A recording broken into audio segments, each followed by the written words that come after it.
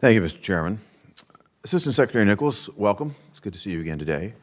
While the subject of the hearing today is Brazil, I'd like to take my time today to ask you some questions about another country of your responsibility, and that's Mexico. I think you and I are going to be on the same page today, but I just want to make sure with a few questions. Last Thursday, Mexican President Andrés Manuel López Obrador threatened to directly interfere in future U.S. elections. AMLO said this, I'm going to quote, "If they do not change their attitude and think that they're going to use Mexico for their propaganda, electoral, and political purposes, we're going to call for them," meaning Mexicans and other Hispanics, we're going to call for them not to vote for that party. Assistant Secretary Nichols, does the State Department oppose foreign interference in U.S. elections? Just a yes or no answer would be fine. Yes, Senator. I appreciate that. Does the State Department condemn AMLO's threat to interfere in future U.S. elections? Just as we respect Mexico's sovereignty, we ask that President López Obrador respect U.S. sovereignty. I certainly agree with that. Earlier this month, Mexican drug cartels kidnapped 4 American citizens and murdered 2 of them. Assistant Secretary Nichols, does the State Department condemn the murder of Americans by drug cartels? Absolutely, Senator, and the protection of American citizens around the world is our highest priority. I appreciate that. After these tragic murders of American citizens, the Mexican president publicly claimed, and I quote, "Mexico is safer than the United States. There is no issue with traveling safely through Mexico." Yet last month, the State Department issued a level 4 do not travel warning for many parts of Mexico. Assistant Secretary Nichols, does the State Department agree with AMLO's claim here that Mexico is safer than the United States?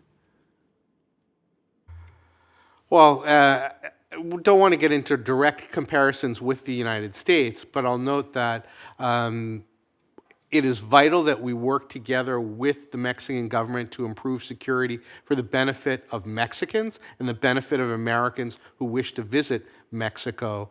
Obviously, those who suffer the most from the cartel violence in Mexico are its own citizens. I understand. My primary committed right now is cooperating with them yes. To attack those cartels. The U.S. intelligence community has reportedly estimated that Mexican drug cartels control more than 20% of Mexican territory. The cartels also control large swaths of terrain across our southern border. These cartels are responsible for facilitating the passage of a record number of illegal migrants into the U.S. and almost all of the illicit drugs that come across that border.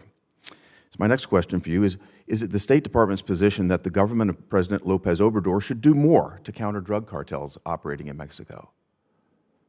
It's vital that we redouble our efforts under the bicentennial framework to cooperate, to attack the cartels, to take down the networks that traffic in drugs, people, My question, Assistant Secretary, is should President López Obrador be doing more to counter the drug cartels in Mexico?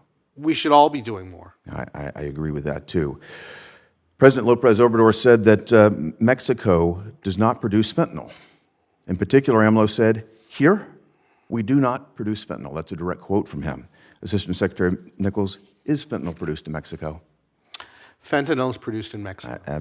Absolutely. So are AMLO's comments accurate or are they inaccurate? Mexico receives chemical precursors from around the world. Those precursors are used to produce fentanyl in Mexico. In Mexico. I think it's quite clear that these cartels have flourished because the López Obrador government has made a deliberate choice not to take them on.